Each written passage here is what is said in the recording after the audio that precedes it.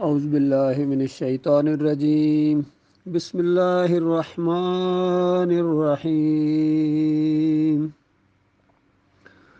طٰہٰ ما انزلنا علیک القرآن لتشقى الا تذکرۃ لمن یخشی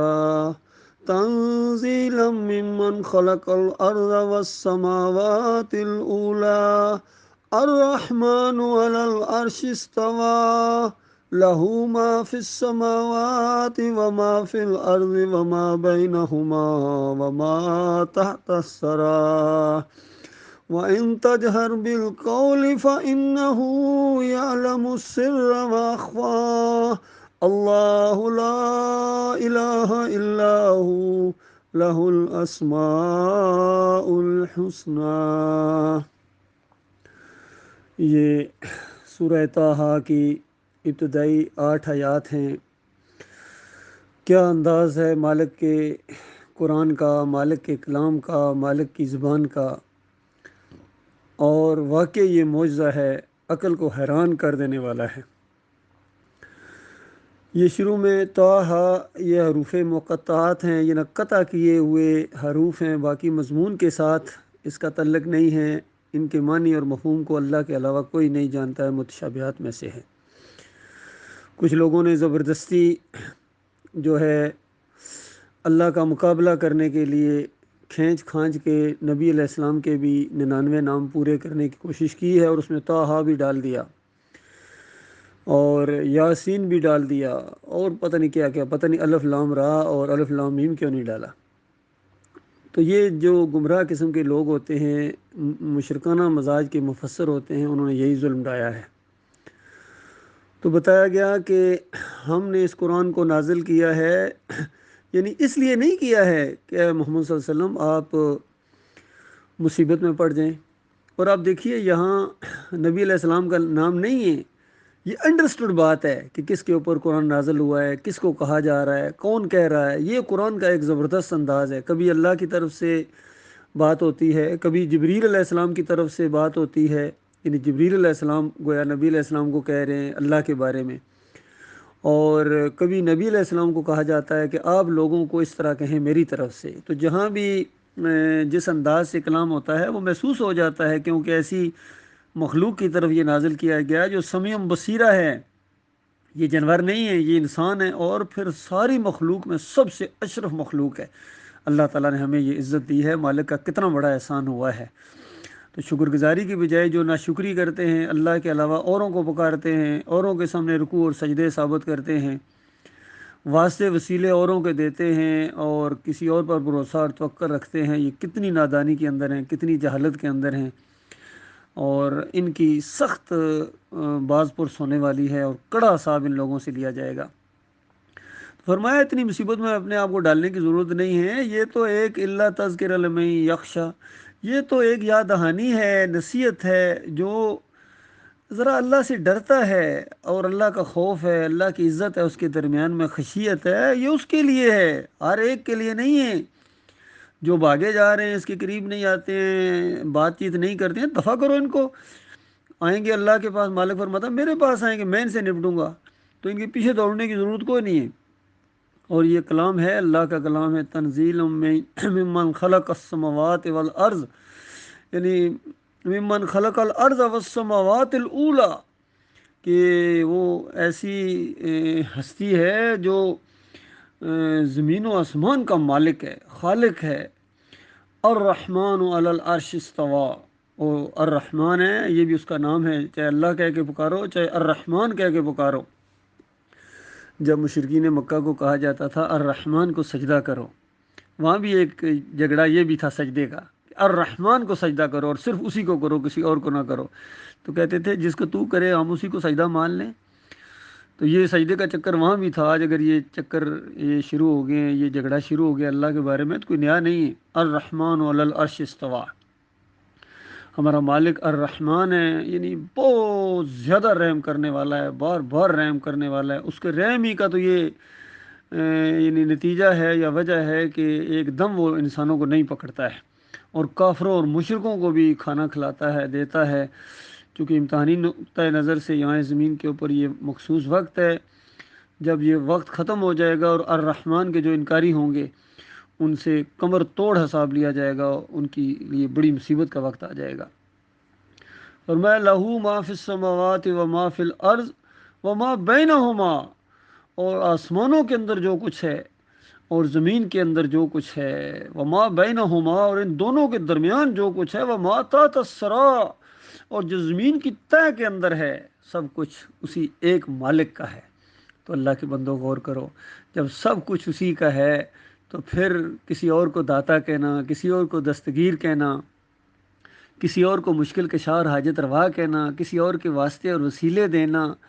یہ جہالت کی انتہا ہے۔ اور رکوع اور سجدے کرنا یا رکوع اور سجدے ثابت کرنا، ایک بھی آدھا سجدہ بھی کوئی ثابت اگر کر رہا ہے اللہ کے علاوہ کسی اور کے لیے، تو جہالت کی انتہا کے اوپر ہے۔ اور یہاں بتایا گیا لہو ما، لہو ضمیر استعمال ہوئی ہے۔ اللہ کے بندوں غور کرو، یہ جو کرینے سے کفر و شرک ثابت کرتے ہیں، کہ کرینے سے تو یہی معلوم ہوتا ہے کہ اللہ کے بندوں کو نبی کا بندہ کہا جا سکتا ہے۔ یہ اشرف علی تھانوی کا کرینہ ہے، غور کیجیے، کرینہ ذرا اس کے دیکھیے۔ اور جب اللہ کی بندگی کا معاملہ ہو، اللہ کی عبادت کا معاملہ ہو، اللہ کی پکار کا معاملہ ہو، اللہ کے رکوع اور سجدے کا معاملہ ہو، پھر کرینے نہیں دیکھے جاتے ہیں، پھر تمہارے دماغ کا وہ کرینہ ہے۔ تمہارے دماغ کے اندر چونکہ اللہ کے علاوہ کسی اور کے بندہ بننے کا شوق ہے، تو وہ کرینہ پھر نکل آیا تمہارے لیے۔ بالکل یہی ظلم کیا ہے محمد حنیف صاحب نے دعوت القرآن جیسی تفسیر کے اندر، اندازہ لگائیے، دعوت النام دیکھیے کتنا زبردست، دعوت القرآن، گویا یہ تاثر دیا جا رہا ہے کہ پورے قرآن کی دعوت یہ ہے، تو اس کے اندر اللہ کی بندگی ہونی چاہیے تھی نا، صرف اللہ کی بندگی، کسی اور کی اگر ہو گئی تو دعوت القرآن کہاں رہی؟ یہ تو دعوت المحمد حنیف بن گئی پھر۔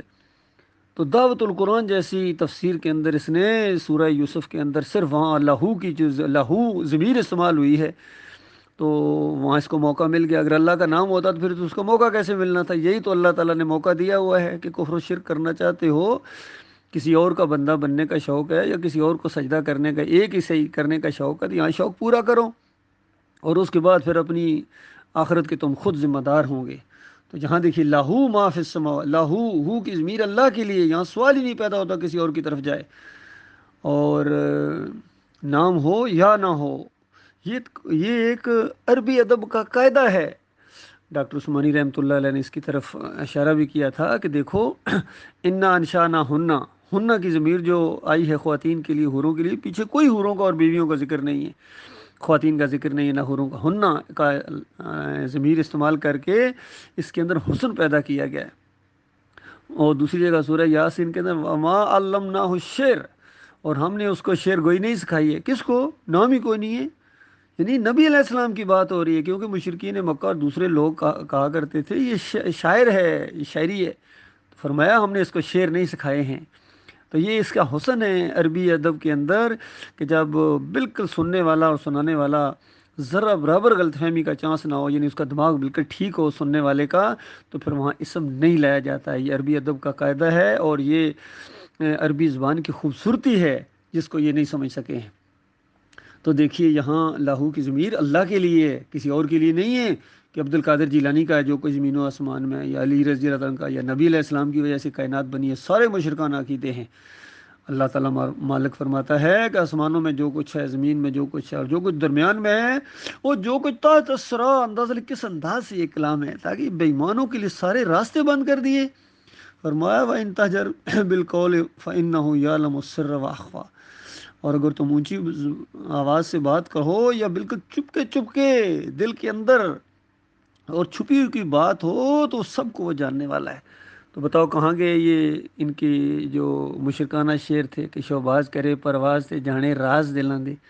یہ صوفیہ راز دلوں کا جانتے ہیں۔ عبد القادر جیلانی کہتے ہیں دلوں کے حال جانتے ہیں، محی الدین چشتی کہتے ہیں دلوں کا حال جانتے ہیں، علی اجویری کشف المحجوب کے اندر لکھتے ہیں، اندازہ لگائیے، جس کو داتا کہتے ہیں میرے پیر صاحب دلوں کا حال جانتے تھے۔ تو بتاؤ پھر یہ قرآن کی کتنی آیتوں کا انکار کیا ان صوفیوں نے، اور ان مسلک پرستوں نے، ان مولویوں نے، اور ان مشرک مفسرین نے۔ فرمایا وہ سب کچھ جانتا ہے۔ پھر کہا گیا اللہ لا الہ الا ہو، پھر آگے اللہ کا نام آیا اس انداز سے، اس شان کے ساتھ، پہلے الرحمن اور اب اللہ، اللہ لا الہ الا ہو۔ اب کوئی سر پھرا کہ یہ تو رحمان کی بات ہو رہی ہے، یہ اللہ کی بات کہاں سے آ رہی؟ اور اس کے اچھے اچھے نام ہیں، فرمایا لہ الاسماء الحسنی، اس کے سارے نام اچھے ہیں، سارے اچھے نام اسی کے ہیں، اور سارے اس کے نام جو ہیں وہ اچھے ہیں۔ دوسری جگہ فرمایا کہ وَلِلَّهِ الْأَسْمَاءُ الْحُسْنَىٰ فَادْعُوهُ بِهَا، اللہ کے اچھے اچھے نام ہیں، انہی کے ذریعے پکارو۔ اللہ کو واسطہ دینا ہے تو اس کے ناموں کا، اس کی ذاتی نام اللہ ہے، الرحمن الرحیم ہے، الغفور ہے، ذاتی نام اللہ ہے، باقی سارے اس کے صفاتی نام ہیں۔ تو ذاتی نام کے ذریعے پکارو یا صفاتی نام کے ذریعے پکارو، ذاتی نام کا واسطہ دو یا صفاتی نام کا واسطہ دو، اس کی رحمت جوش میں آتی ہے۔ پورے قرآن کے اندر اللہ تعالیٰ نے براہ راست پکار کا معاملہ، کوئی واسطہ وسیلہ نہیں ہے، نہ صحیح حدیث کے اندر یہ جو کہتے ہیں کہ یا اللہ اپنے حبیب کے صدقے یا حسن حسین کے صدقے، پنج دن پاک کے صدقے، یہ خالص کفر ہے، شاطرانہ کفر ہے، مشرکانہ ان کا دماغ ہے، اور جن کا دماغ خراب ہوتا ہے، جن کے دماغ میں شرک ہوتا ہے، عقیدہ خراب ہوتا ہے، وہ اس طرح کا انداز اختیار کرتے ہیں۔ تو بتایا گیا کہ اسے اچھے اچھے نام ہیں، اس کے علاوہ کوئی معبود نہیں ہے، اس کے علاوہ کوئی داتا، دستگیر، مشکل کشا، حاجت روا، غریب نواز، نظر و نیاز کے لائق۔ یہ جو 11ویں ہو رہی ہے یا 12ویں کے کیک کاٹے جاتے ہیں، یا ابھی 10 محرم کی سبیلیں، یہ خالص مشرکانہ سبیلیں ہیں۔ اور آج ایک مولوی کی تقریر سنی، بے ایمان کہہ رہا ہے، سوال کیا گیا کہ یہ جو شربت پلایا جاتا ہے، یہ 10 محرم کو پانی پلایا جاتا ہے، اس کی کیا شرعی حیثیت ہے؟ تو بجائے اس کی کھول کے بیان کرتا ہے، بے ایمان کہتا ہے بہت اچھا ہے، پانی پلانے کی بڑی فضیلت آئی ہے۔ اب جو عام حالات میں پانی پلانے کی فضیلت تھی وہ یہاں فٹ کر رہا ہے، یہ 10 محرم کا جو پانی ہے یہ حسین رضی اللہ تعالیٰ کے نام کی وجہ سے دے رہے ہو، یہ ویسے کیوں نہیں پلاتے ہو؟ بتائیے ویسے کیوں نہیں شربت پلاتے ہو لوگوں کو؟ یہ 10 محرم کے اندر جس دن کفر و شرک ہو رہا ہو، کسی اور کو پکارا جا رہا ہو، سبیل حسین اوپر لکھا ہوا ہوتا ہے، سبیل اللہ کئی دفعہ آپ نے پڑھا ہوگا، فی سبیل اللہ، یعنی اللہ کے لیے سبیل ہے، یہ اس کی کوئی قیمت نہیں ہے، اس کا ثواب ملے گا۔ اور اگر اسی اللہ کو کاٹ کے یا ختم کر کے اس میں حسین لکھ دیا جائے یا کربلا لکھ دیا جائے، فی سبیل کربلا یا فی سبیل حسین، تو یہ غیر اللہ کی نظر و نیاز ہے، جس کو 4 جگہ اللہ تعالیٰ نے حرام قرار دیا ہے۔ جس طرح مردار حرام ہے، بہتا ہوا لہو حرام ہے، سور کا گوشت حرام ہے، اسی طرح یہ اللہ کے علاوہ دوسروں کی نظر و نیازیں، 11ویں 12ویں، یہ چھترے چادریں، میلاد کی محفلیں، اور یہ 10 محرم کی شربت، اور یہ مٹھائیاں، اللہ کے علاوہ جس کے نام کی دو گے اللہ کے بندو، یہ سور کے گوشت سے زیادہ حرام اور نجس ہیں۔ اس کا دینے والا خالص شرک کر رہا ہے اور کھانے والا شرک کر رہا ہے۔ اللہ تعالیٰ غور و فکر کرنے کی توفیق عطا فرمائے، ایمان خالص کے اوپر جم جانے کی۔ تو ان سارے مشرک مفسرین میں سب سے بڑا جو ظلم کیا ہے یہ محمد حنیفی نے کیا ہے، کیونکہ مومنوں کی جماعت کے اندر شرک کا انجیکشن دیا، اور دعوت القرآن جیسی تفسیر کے اندر اس نے شرک کا انجیکشن دے کے گویا نچوڑ یہ نہ کالا کہ پورے قرآن کی دعوت یہ ہے کہ نبی نے نبی کو سجدہ کر دیا، یہ توحید ہے اس کی۔ کہتا ہے جو اس کو نہیں مانتا وہ توحید سے خالی ہے، توحید سے نابلد ہے، توحید سے واقفیت ہی نہیں کہ اس کی جو نبی کو نبی کے ذریعے سجدہ نہیں مانتا ہے۔ اور پھر دلیل لے کے آتا ہے کہ وہ دیکھو ملائکہ نے نہیں کیا تھا۔ اچھا حضرت صاحب، وہاں اللہ کا حکم موجود ہے، اور ایک کم تر مخلوق کو بڑیا مخلوق کے سامنے جھکایا اللہ تعالیٰ نے، باقی اس سجدے کی کیا کیفیت ہے، وہ کیوں انداز اختیار کیا، اللہ کے علاوہ کوئی نہیں جانتا ہے، بغیر کیوں اور کیسے کے چکر میں پڑے ہم بالکل اس کو مانتے ہیں جو اللہ کا حکم ہے۔ اور یہاں کہاں حکم ہے، زبردستی اس سجدے کو انہوں نے کروایا اور پھر ڈنڈے کے زور سے منوایا، یہ بہت بڑا ظلم ہوا ہے۔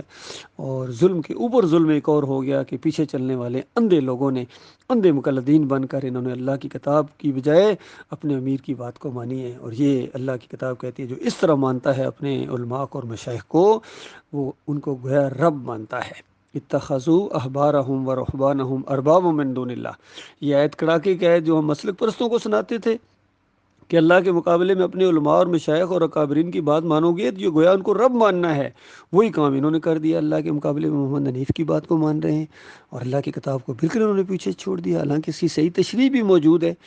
تو یہی کچھ کیا ہے سارے مسلکوں نے، بریلویوں نے یہی کیا، دیوبندیوں نے، اہل حدیثوں نے، سلفیوں نے، قادیانیوں نے، شیعوں نے، سب نے یہی کیا ہے کہ صحیح تفسیریں موجود تھیں، صحیح کو چھوڑ کے انہوں نے مشرکانہ تفسیروں کو اپنایا، چونکہ ان کے دماغ کے اندر شرک تھا۔ اللہ تعالیٰ ان کے فریب سے انسانیت کو بچائے۔